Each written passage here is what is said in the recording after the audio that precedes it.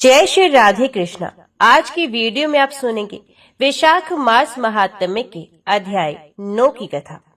ब्राह्मण ने कहा, हे प्रभु, यदि मुझ पर आपकी कृपा हो तो अब तुलाधार के चरित्र और अनुपम प्रभाव का पूरा वर्णन कीजिए। श्री भगवान बोले, जो सत्य का पालन करते हुए लोभ और दोष बुद्धि का त्याग करके प्रतिदिन कुछ दान करता है, उसके द्वारा मानो नित्य प्रति उत्तम दक्षिणा से युक्त 100 यज्ञों का अनुष्ठान होता रहता है।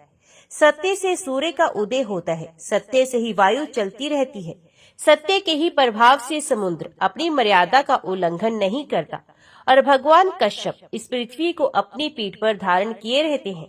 सत्य से ही तीनों लोक और समस्त पर्वत टिके हुए हैं। जो सत्य से भ्रष्ट हो जाता है उस प्राणी को निश्चय ही नरक में निवास करना पड़ता है। जो सत्य वाणी और सत्य कार्य में सदा संलग्न रहता है वे इसी शरीर से भगवान के धाम में जाकर भगवत स्वरूप हो जाता है। सत्य से ही समस्त ऋषि मुनि मुझे प्राप्त होकर शाश्वत गति में स्थित हुए हैं। सत्य से ही राजा युधिष्ठिर सशरीर स्वर्ग में चले गए। उन्होंने समस्त शत्रुओं को जीतकर धर्म के अनुसार लोक का पालन किया। अत्यंत दुर्लभ एवं विशुद्ध राजस्व यज्ञ का अनुष्ठान किया। वे प्रतिदिन 84,000 ब्राह्मणों को भोजन कराते और उनकी इच्छा के अनुसार पर्याप्त धन दान करते थे। जब ये जान लेते कि इनमें से प्रत्येक ब्राह्मण की दरिद्रता दूर हो चुकी है, तभी उस ब्राह्मण समुदाय को विदा करते थे। ये सब उनके सत्य का ही प्रभाव था। राजा हरिश्चंद्र सत्य का आश्रय लेने से ही वाहन परिवार तथा अपने विशुद्ध शरीर के साथ सत्यलोक में प्रतिष्ठित है। इनके सिवा और भी बहुत से राजा, सिद्ध, महर्षि, ज्ञानी और यज्ञकर्ता हो चुके हैं, जो कभी सत्य से विचलित नहीं हुए। अतः लोक में जो सत्यपरायण है वही संसार का उद्धार करने में समर्थ होता है। महात्मा तुलाधार सत्य भाषण में स्थित है। सत्य बोलने के कारण ही इस जगत में उनकी समानता करने वाला दूसरा कोई नहीं है। ये तुलाधार कभी झूठ नहीं बोलते। महंगी और सस्ती सब प्रकार की वस्तुओं के खरीदने बेचने में ये बड़े बुद्धिमान है। विशेषत साक्षी का सत्य वचन ही उत्तम माना गया है। कितने ही साक्षी सत्य भाषण करके अक्षय स्वर्ग को प्राप्त कर चुके हैं। जो वक्ता विद्वान सभा में पहुंचकर सत्य बोलता है वे ब्रह्मा जी के धाम को, जो अन्यान्य यज्ञों द्वारा दुर्लभ है, प्राप्त होता है। जो सभा में सत्य भाषण करता है उसे अश्वमेध यज्ञ का फल मिलता है। लोभ और द्वेषवश झूठ बोलने से मनुष्य रौरव नरक में पड़ता है। तुलाधार सबके साक्षी हैं। वे मनुष्यों में साक्षात सूर्य ही हैं। विशेष बात ये है कि लोभ का परित्याग कर देने के कारण मनुष्य स्वर्ग में देवता होता है। एक महान भाग्यशाली शूद्र था जो कभी लोभ में नहीं पड़ता था। वे साग खाकर, बाजार से अन्न के दाने चुनकर तथा खेतों से धान की बालें बीनकर बड़े दुख से जीवन निर्वाह करता था। उसके पास 2 फटे पुराने वस्त्र थे तथा वे अपने हाथों से ही सदा पात्र का काम लेता था।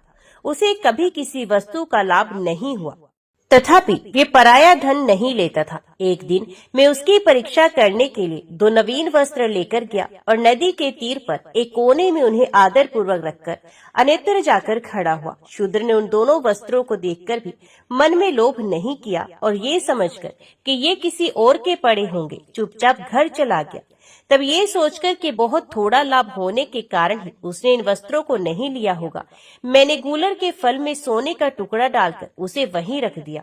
मगध प्रदेश, नदी का तट और कोने का निर्जन स्थान, ऐसी जगह पहुंचकर उसने उस अद्भुत फल को देखा। उस पर दृष्टि पड़ते ही वे बोल उठा, बस, ये तो कोई कृत्रिम विधान दिखाई देता है। इस फल को ग्रहण कर लेने पर मेरी अलोप वृद्धि नष्ट हो जाएगी। इस धन की रक्षा करने में बड़ा कष्ट होता है। ये अहंकार का स्थान है। जितना ही लाभ होता है उतना भी लोभ बढ़ता है। लाभ से ही लोभ की उत्पत्ति होती है। लोभ से ग्रस्त मनुष्य को सदा ही नरक में रहना पड़ता है। यदि ये गुणहीन द्रव्य मेरे घर में रहेगा तो मेरी स्त्री और पुत्रों को उन्माद हो जाएगा। उन्माद काम जनित विकार है। उससे बुद्धि में भ्रम हो जाता है और भ्रम से मोह और अहंकार की उत्पत्ति होती है। उनसे क्रोध और लोभ का प्रादुर्भाव होता है। इन सब की अधिकता होने पर तपस्या का नाश हो जाएगा। तपस्या का क्षय हो जाने पर चित्त को मोह में डालने वाला मालिन्य पैदा होगा। उस मलिनता रूप सांकल में बंध जाने पर मनुष्य फिर ऊपर नहीं उठ सकता। यह विचार कर विशुद्ध उस फल को वहीं छोड़कर घर चला गया। उस समय स्वर्गस्थ देवता प्रसन्नता के साथ साधु साधु कहकर उसकी प्रशंसा करने लगे। तब मैं एक शपणक का रूप धारण करके उसके घर के पास गया और लोगों को उनके भाग्य की बातें बताने लगा। विशेषित भूतकाल की बात बताया करता था। फिर लोगों के बारंबार आने जाने से ये समाचार सब और फैल गया। ये सुनकर उस शूद्र की स्त्री भी मेरे पास आई और अपने भाग्य का कारण पूछने लगी। तो मैंने तुरंत ही उसके मन की बात बता दी और एकांत में स्थित होकर कहा, महाभागे, विधाता ने आज तेरे लिए बहुत धन दिया था, किंतु तेरे पति ने मूर्ख की भांति उसका परित्याग कर दिया है। तेरे घर में धन का बिल्कुल अभाव है, अतः जब तक तेरा पति जीवित रहेगा तब तक उसे दरिद्रता ही भोगनी पड़ेगी। इसमें तनिक भी संदेह नहीं है। माता, तू शीघ्र ही अपने घर जा और पति से उस धन के विषय में पूछ। इस मंगल में वचन को सुनकर वे अपने पति के पास गई और उस दुखद वृत्तांत की चर्चा करने लगी।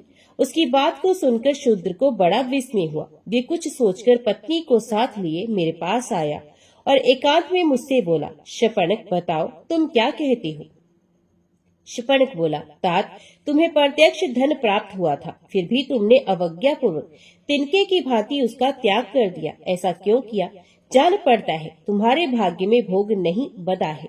धन के अभाव में तुम्हें जन्म से लेकर मृत्यु तक अपने और बंधु बांधवों के दुख देखने पड़ेंगे। प्रतिदिन मृत्यु को किसी अवस्था भोगनी पड़ेगी। इसलिए शीघ्र ही इस धन को ग्रहण करो और निष्कंटक भोग भोगो। शूद्र ने कहा, शपणक, मुझे धन की इच्छा नहीं है। धन संसार बंधन में डालने वाला एक जाल है।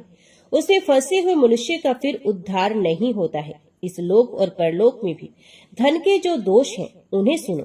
धन रहने पर चोर, बंधु बांधव तथा राजा से भी भय प्राप्त होता है। सब मनुष्य उस धन को हड़प लेने के लिए धनी व्यक्ति को मार डालने की अभिलाषा रखते हैं। फिर धन कैसे सुखद हो सकता है? धन प्राणों का घातक है, पाप का साधक है।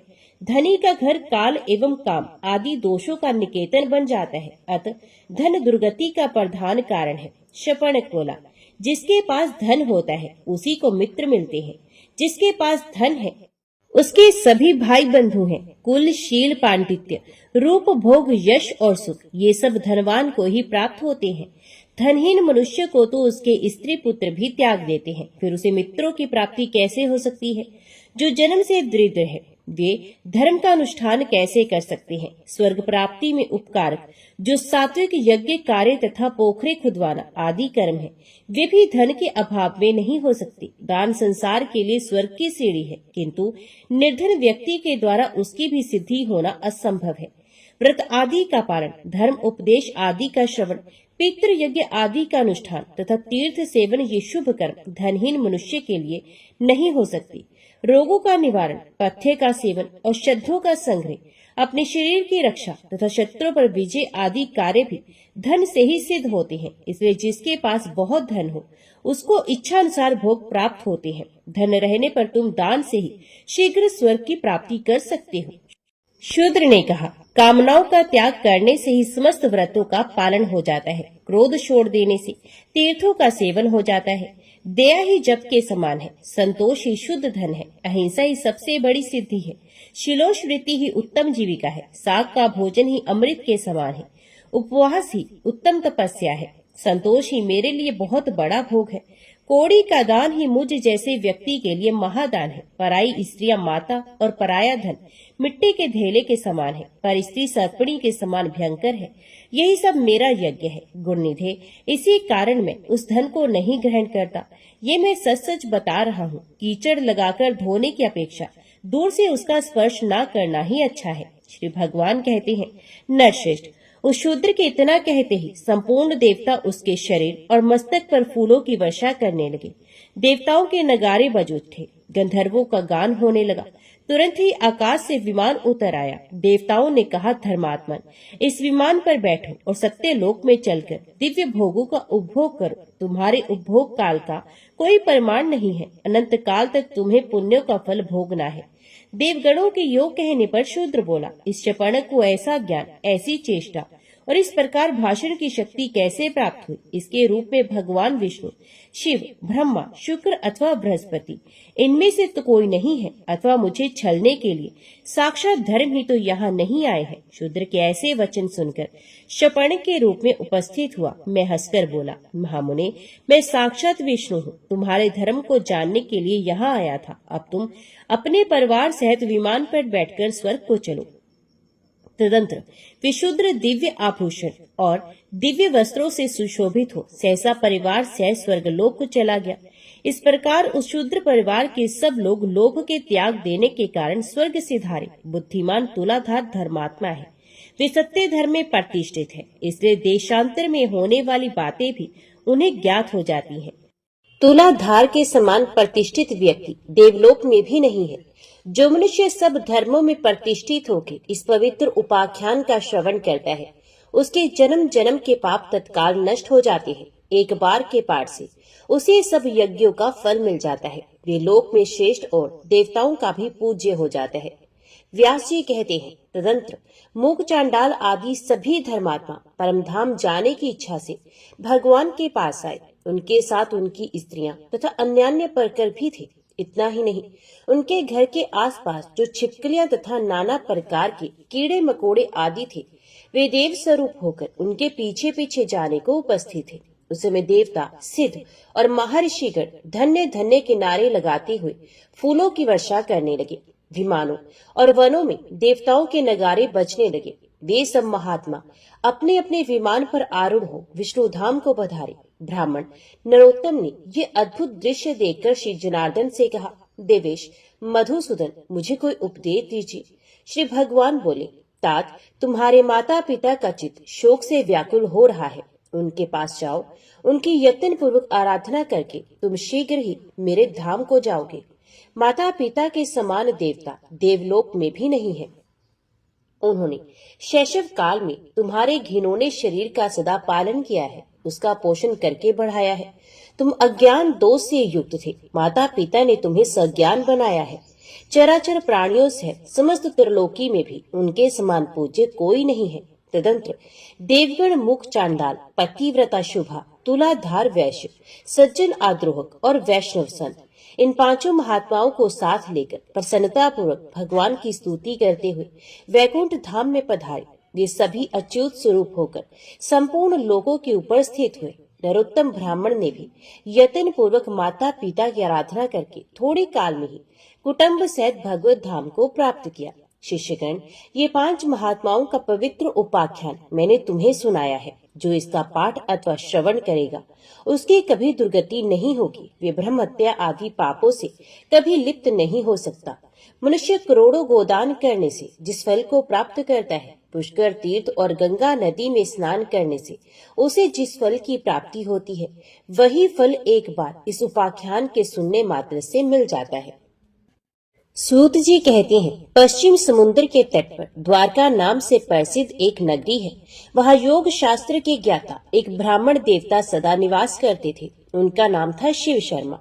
वे वेद शास्त्रों के अच्छे विद्वान थे। उनके 5 पुत्र हुए जिन्हें शास्त्रों का पूर्ण ज्ञान था। उनके नाम इस प्रकार हैं, यज्ञ शर्मा, वेद शर्मा, धर्म शर्मा, विष्णु शर्मा तथा सोम शर्मा। ये सभी पिता के भक्त थे। द्विज श्रेष्ठ शिव शर्मा ने उनकी भक्ति देखकर सोचा, पितृ भक्त पुरुषों के हृदय में जो भाव होना चाहिए वे मेरे इन पुत्रों के हृदय में है या नहीं, इस बात को बुद्धिपूर्वक परीक्षा करके जानने का प्रयत्न करो। शिव शर्मा ब्रह्मवेत्ताओं में श्रेष्ठ थे। उन्हें उपाय का ज्ञान था। उन्होंने माया द्वारा अपने पुत्रों के सामने एक घटना उपस्थित की। पुत्रों ने देखा उनकी माता महान ज्वर रोग से पीड़ित होकर मृत्यु को प्राप्त हो गई। तब वे पिता के पास जाकर बोले, तात, हमारी माता अपने शरीर का परित्याग करके चली गई। अब उसके विषय में आप हमें क्या आज्ञा देते हैं? द्विश्रेष्ठ शिव शर्मा ने अपने भक्ति परायण ज्येष्ठ पुत्र यज्ञ शर्मा को संबोधित करके कहा, बेटा, इस तीखे हथियार से अपनी माता के सारे अंगों को टुकड़े टुकड़े करके इधर उधर फेंक दो। पुत्र ने पिता की आज्ञा के अनुसार ही कार्य किया। पिता ने भी ये बात सुनी। इससे उन्हें उस पुत्र की भक्ति के विषय में पूर्ण निश्चय हो गया। अब उन्होंने दूसरे पुत्र की पितृभक्ति जानने का विचार किया और वेद शर्मा के पास जाकर कहा, बेटा, मैं स्त्री के बिना नहीं रह सकता। तुम मेरी आज्ञा मानकर जाओ और समस्त सौभाग्य संपत्ति से जो स्त्री मैंने देखी है उसे मेरे लिए यहाँ ले आओ। पिता के ऐसा कहने पर वेद शर्मा बोले, मैं आपका प्रिय कार्य करूंगा। यो कहकर वे पिता को प्रणाम करके चले गए और उस स्त्री के पास पहुंचकर बोले, देवी, मेरे पिता तुम्हारे लिए प्रार्थना करते हैं। यद्यपि वे वृद्ध हैं, तथापि तुम मेरे अनुरोध से उन पर कृपा करके उनके अनुकूल हो जाओ। वेद शर्मा की ऐसी बात सुनकर माया से प्रकट हुई उसी स्त्री ने कहा, ब्राह्मण, तुम्हारे पिता बुढ़ापे से कष्ट पा रहे हैं, अतः मैं कदापि उन्हें पति बनाना नहीं चाहती। उन्हें खांसी का रोग है, उनके मुंह में कफ भरा रहता है। उस समय दूसरी बीमारियों ने भी उन्हें पकड़ रखा है। रोग के कारण वे शिथिल एवं आर्त हो गए हैं, अतः मुझे उनका समागम नहीं चाहिए। मैं तुम्हारे साथ रमण करना चाहती हूँ, तुम्हारा प्रिय कार्य करूंगी। तुम दिव्य लक्षणों से संपन्न, दिव्य रूपधारी तथा महान तेजस्वी हो, अतः मैं तुम्ही को पाना चाहती हूँ। मानत, उस बूढ़े को लेकर क्या करोगे? मेरे शरीर का उपभोग करने से तुम्हें समस्त दुर्लभ सुखों की प्राप्ति हो जाएगी। विप्रवर, तुम्हें जिस वस्तु की इच्छा होगी वे सब ला दूंगी, इसमें तनिक भी संदेह नहीं। ये महान पाप पुण्य अप्रिय वचन सुनकर वेद शर्मा ने कहा, देवी, तुम्हारा वचन अधर्म युक्त, पाप मिश्रित और अनुचित है। मैं पिता का भक्त और निरपराध हूँ, मुझसे ऐसी बात ना कहो। शुभे, मैं पिता के लिए ही यहाँ आया हूँ और उन्हीं के लिए तुमसे प्रार्थना करता हूँ। इसके विपरीत दूसरी कोई बात ना कहो, मेरे पिताजी को ही स्वीकार करो। देवी, इसके लिए तुम चराचर प्राणियों से त्रिलोकी की जो वस्तु चाहोगी वे सब निस्संदेह तुम्हें अर्पण करूंगा। अधिक क्या कहूँ, देवताओं का राज्य आदि भी यदि चाहो तो मैं तुम्हें दे सकता हूँ। स्त्री बोली, यदि तुम अपने पिता के लिए इस प्रकार दान देने में समर्थ हो तो मुझे इंद्र सह संपूर्ण देवताओं का भी दर्शन कराओ। वेद शर्मा बोले, देवी, मेरा बल मेरी तपस्या का प्रभाव देखो। मेरे आवाहन करने पर ये इंद्र आदि शेष देवता यहाँ आ पहुँचे। देवताओं ने वेद शर्मा से कहा, विश्रेष्ठ, हम तुम्हारा कौन सा कार्य करें? वेद शर्मा बोले, देवगण, यदि आप लोग मुझ पर प्रसन्न हैं तो मुझे अपने पिता के चरणों में पूर्ण भक्ति प्रदान करें। एवं वस्तु कहकर संपूर्ण देवता जैसे आए थे वैसे ही लौट गए। तब उसी स्त्री ने हर्ष में भरकर कहा, तुम्हारी तपस्या का बल देख लिया, देवताओं से मुझे कोई काम नहीं। यदि तुम मुझे मुहमांगी वस्तु देना चाहते हो और अपने पिता के लिए मुझे ले जाना चाहते हो तो अपना सिर अपने ही हाथ से काटकर मुझे अर्पण करो। वेद शर्मा ने कहा, देवी, आज मैं धन्य होगा। शुभे, मैं पिता के लिए अपना मस्तक भी दे दूंगा। ले लो, ले लो। ये कहकर द्विश्रेष्ठ वेद शर्मा ने तीखी धार वाली तेज तलवार उठाई और हंसते हंसते अपना मस्तक काटकर उस स्त्री को दे दिया। खून में डूबे हुए उस मस्तक को लेकर वे शिव शर्मा के पास गए। स्त्री ने कहा, विप्रवर, तुम्हारे पुत्र वेद शर्मा ने मुझे तुम्हारी सेवा के लिए यहाँ भेजा है। ये उनका मस्तक है, इसे ग्रहण करो। इसको उन्होंने अपने हाथ से ही काट कर दिया है। उस मस्तक को देखकर वेद शर्मा के चारों भाई कांप उठे। उन पुण्य आत्मा बंधुओं में इस प्रकार बात होने लगी, अहो, धर्म ही जिसका सर्वस्व था, ये हमारी माता सत्य समाधि के द्वारा मृत्यु को प्राप्त हो गई। हम लोगों में ये वेद शर्मा ही परम सौभाग्यशाली थे जिन्होंने पिता के लिए प्राण दे दिए। ये धन्य तो थे ही और अधिक धन्य हो गए। शिव शर्मा ने उस स्त्री की बात सुनकर जान लिया कि वेद शर्मा पूर्ण भक्त था। तत्पश्चात उन्होंने अपने तृतीय पुत्र धर्म शर्मा से कहा, बेटा, ये अपने भाई का मस्तक लो और जिस प्रकार ये जी सके वे उपाय करो। धर्म शर्मा भाई के मस्तक को लेकर तुरंत ही वहां से चले गए। उन्होंने पिता की भक्ति, तपस्या, सत्य और सरलता के बल से धर्म को आकर्षित किया। उनकी तपस्या से खींचकर धर्मराज धर्म शर्मा के पास आए और इस प्रकार बोले, धर्म शर्मन, तुम्हारे आवाहन करने से मैं यहाँ उपस्थित हुआ हूँ। मुझे अपना कार्य बताओ, मैं उसे निस्संदेह पूर्ण करूंगा। धर्म शर्मा ने कहा, धर्मराज, यदि मैंने गुरु की सेवा की हो, यदि मुझे पिता के प्रति निष्ठा और अविचल तपस्या हो, तो इस सत्य के प्रभाव से मेरे भाई वेद शर्मा जी उठे। धर्म बोले, महामते, मैं तुम्हारी तपस्या और पितृभक्ति से संतुष्ट हूँ। तुम्हारे भाई जी जाएंगे, तुम्हारा कल्याण हो। धर्मवेत्ताओं के लिए जो दुर्लभ है, ऐसा कोई उत्तम वरदान मुझसे और मांग लो। धर्म शर्मा ने जब धर्म का ये उत्तम वचन सुना तो उस महात्मा वैवस्वत से कहा, धर्मराज, यदि आप मुझ पर प्रसन्न हैं, तो पिता के चरणों की पूजा में अविचल भक्ति, धर्म में अनुराग तथा अंत में मोक्ष का वरदान मुझे दीजिए। तब धर्म ने कहा, मेरी कृपा से ये सब कुछ तुम्हें प्राप्त होगा। उनके मुख से ये महावाक्य निकलते ही वेद शर्मा उठकर खड़े हो गए, मानो वे सोते से जाग उठे हों। उठते ही महाबुद्धिमान वेद शर्मा ने धर्म शर्मा से कहा, भाई वे देवी कहाँ गई? पिताजी कहाँ है? धर्म शर्मा ने थोड़े में सब हाल कह सुनाया। सब हाल जानकर वेद शर्मा को बड़ी प्रसन्नता हुई। उन्होंने धर्म शर्मा से कहा, प्रिय बंधु, इस पृथ्वी पर तुम्हारे जैसा मेरा हितैषी कौन है? तदंतर दोनों भाई प्रसन्न होकर अपने पिता शिव शर्मा के पास गए। उस समय धर्म शर्मा ने तेजस्वी पिता से कहा, महाभाग, आज मैंने आपके पुत्र वेद शर्मा को मस्तक और जीवन के साथ यहाँ ला दिया है, आप इन्हें स्वीकार कीजिए। तदंतर शिव शर्मा ने विनीत भाव से सामने खड़े हुए चौथे पुत्र महामती विष्णु शर्मा से कहा, बेटा मेरा कहना करो, आज ही इंद्रलोक को जाओ और वहां से अमृत ले आओ। मैं अपनी इस प्रियतमा के साथ इस समय अमृत पीना चाहता हूँ, क्योंकि अमृत सब रोगों को दूर करने वाला है। महात्मा पिता का ये वचन सुनकर विष्णु शर्मा ने उनसे कहा, पिताजी मैं आपके कथन अनुसार सब कार्य करूंगा। ये कहकर परम बुद्धिमान धर्मात्मा विष्णु शर्मा ने पिता को प्रणाम किया और उनकी प्रदक्षिणा करके अपने महान बल, तपस्या तथा नियम के प्रभाव से आकाश मार्ग द्वारा इंद्रलोक की यात्रा की।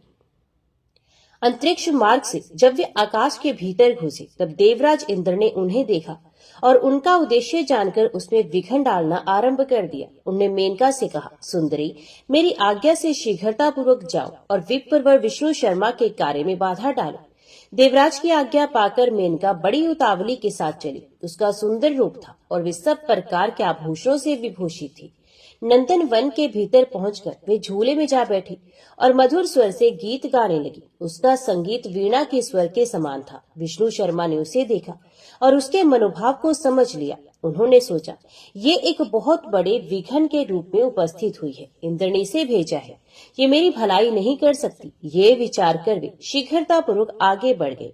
मेनका ने उन्हें जाते हुए देखा और पूछा, महामते कहाँ जाओगे? विष्णु शर्मा बोले, मैं पिता के कार्य से इंद्रलोक में जाऊंगा, वहां पहुंचने के लिए मुझे बड़ी जल्दी है। मेनका ने कहा, विप्रवर मैं कामदेव के बाणों से घायल होकर इस समय तुम्हारी शरण में आई हूँ। यदि धर्म का पालन करना चाहते हो तो मेरी रक्षा करो।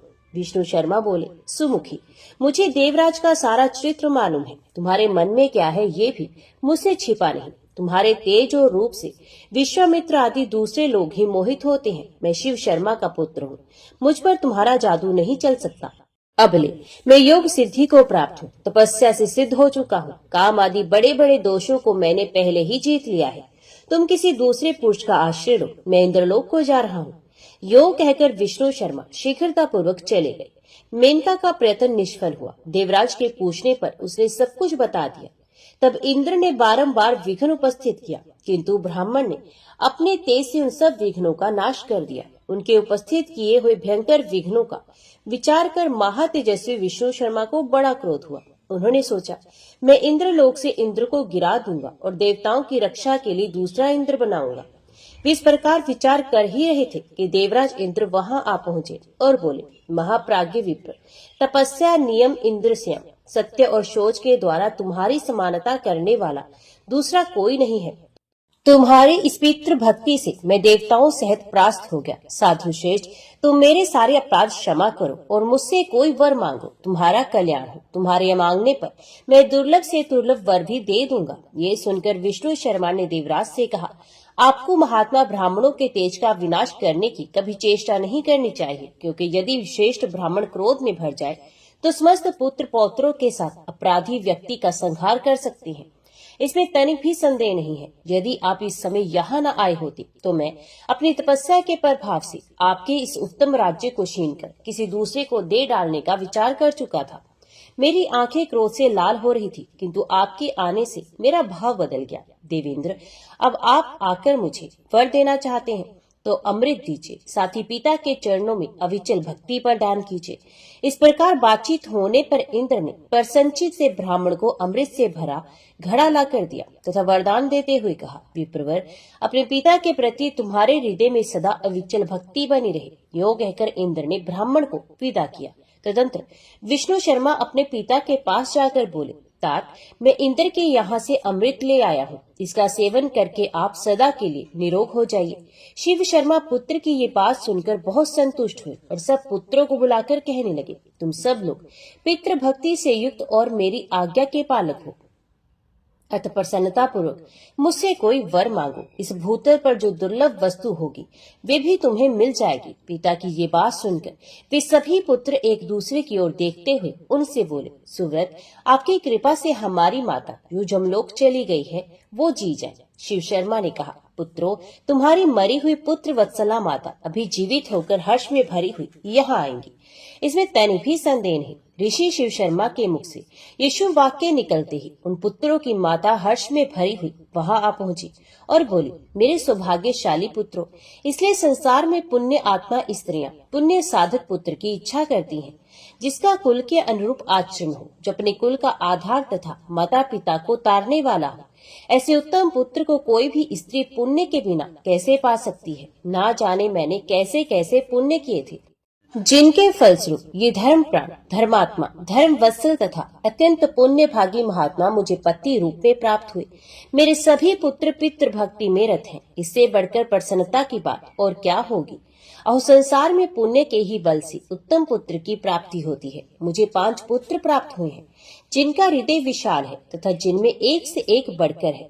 मेरे सभी पुत्र यज्ञ करने वाले, पुण्य आत्मा, तपस्वी, तेजस्वी और पराक्रमी है। इस प्रकार माता के कहने पर पुत्रों को बड़ा हर्ष हुआ और वे अपनी माता को प्रणाम करके बोले, माँ, अच्छे माता पिता की प्राप्ति बड़े पुण्य से होती है। तुम सदा पुण्य कर्म करती रही हो। हमारे बड़े भाग्य थे जो तुम हमें माता के रूप में प्राप्त हुई, जिनके गर्भ में आकर हम लोग उत्तम पुण्य से वृद्धि को प्राप्त हुए हैं।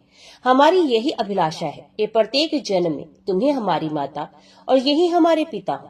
पिता बोले, पुत्रों, तुम लोग मुझसे कोई परम उत्तम और पुण्यदायक वरदान मांगो।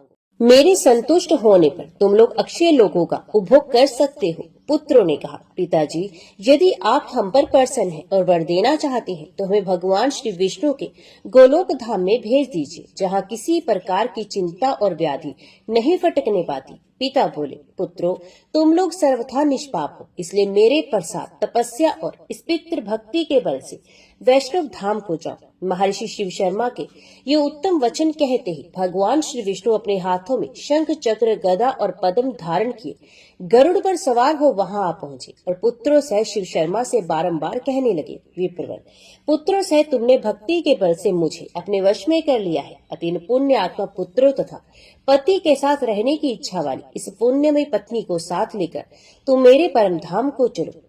शिव शर्मा ने कहा, भगवान, ये मेरे चारों पुत्र ही इस समय परम उत्तम वैष्णव धाम में चले। मैं पत्नी के साथ अभी भूलोक में ही कुछ काल व्यतीत करना चाहता हूँ। मेरे साथ मेरा कनिष्ठ पुत्र सोम शर्मा भी रहेगा। सत्यभाषी महर्षि शिव शर्मा के योग कहने पर देवेश्वर भगवान श्री विष्णु ने उनके 4 पुत्रों से कहा, तुम लोग दाह और परले से रहित मोक्षदायक गोलोक धाम को चलो। भगवान के इतना कहते ही उन चारों सत्य तेजस्वी ब्राह्मणों का तत्काल विष्णु के रूप समान हो गया। उनके शरीर का श्याम वर्ण इंद्र नीलमणि के समान शोभा पाने लगा। उनके हाथों में शंख, चक्र, गदा और पद्म सुशोभित होने लगे। वे विष्णु रूपधारी महान तेजस्वी द्विज पितृ भक्ति के प्रभाव से विष्णु धाम को प्राप्त हो गए। भगवान श्री विष्णु का गोलोक धाम तम से परे परम प्रकाश रूप है। पूर्वोक्त चारों ब्राह्मण जब उस लोक में चले गए तब महाप्राज्ञ शिव शर्मा ने अपने छोटे पुत्र से कहा, महामते सोम शर्मन, तुम पिता की भक्ति में रहो। मैं इस समय तुम्हें ये अमृत का घड़ा दे रहा हूँ, तुम सदा इसकी रक्षा करना। मैं पत्नी के साथ तीर्थ यात्रा करने जाऊंगा। ये सुनकर सोम शर्मा ने कहा, महाभाग, ऐसा ही होगा। बुद्धिमान शिव शर्मा सोम शर्मा के हाथ में ये घड़ा देकर वहां से चल दिए और 10 वर्ष तक निरंतर तपस्या में लगे रहे।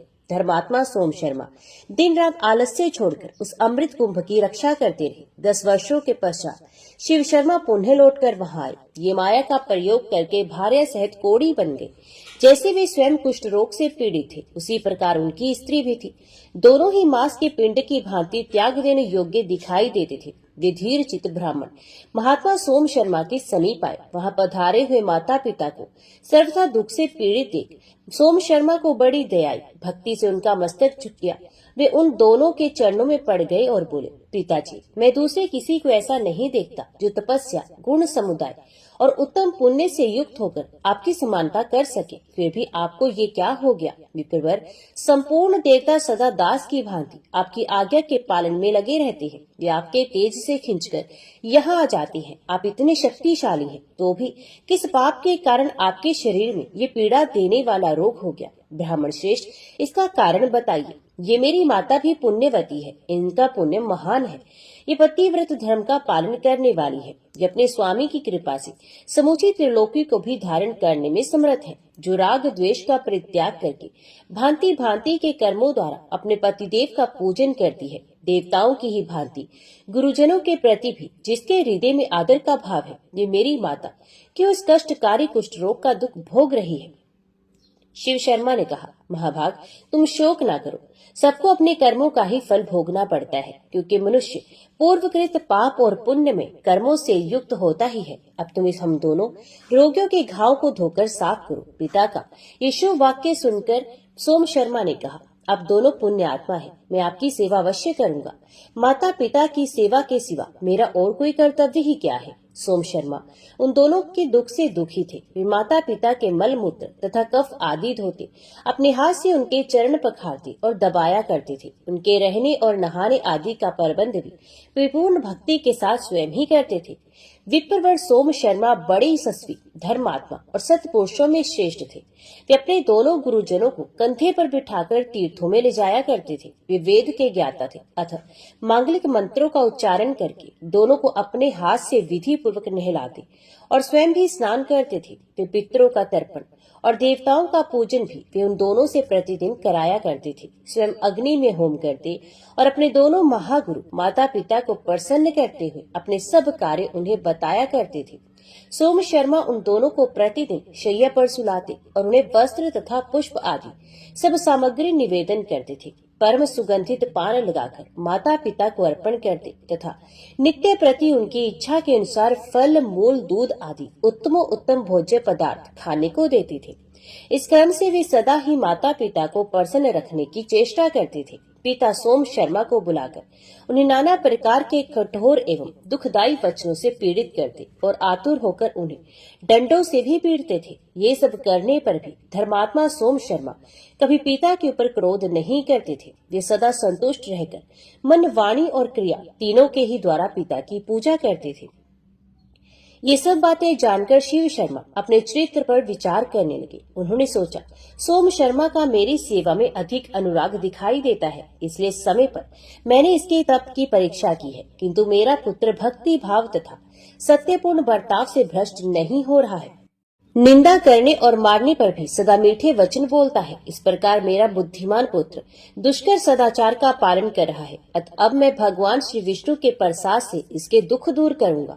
इस प्रकार बहुत देर तक सोच विचार करने के पश्चात परम बुद्धिमान शिव शर्मा ने पुनः माया का प्रयोग किया। अमृत के घड़े से अमृत का अपहरण कर लिया। उसके बाद सोम शर्मा को बुलाकर कहा, बेटा, मैंने तुम्हारे हाथ में रोगनाशक अमृत सौंपा था, उसे शीघ्र लाकर मुझे अर्पण करो, जिससे मैं इस समय उसका पान करूं। पिता के योग कहने पर सोम शर्मा तुरंत उठकर चल दिए। अमृत के घड़े के पास जाकर उन्होंने देखा कि वे खाली पड़ा है, उसमें अमृत की एक भी बूंद नहीं है। ये देखकर परम सौभाग्यशाली सोम शर्मा ने मन ही मन कहा, यदि मुझ में सत्य और गुरु सेवा है, यदि मैंने पूर्व काल में निश्चल हृदय से तपस्या की है, इंद्रिय संयम, सत्य और शौच आदि धर्मों का ही सदा पालन किया है, तो ये घड़ा निश्चय ही अमृत से भर जाए। महाभाग सोम शर्मा ने इस प्रकार विचार करके जो ही उस घड़े की ओर देखा, त्यों ही वे अमृत से भर गया।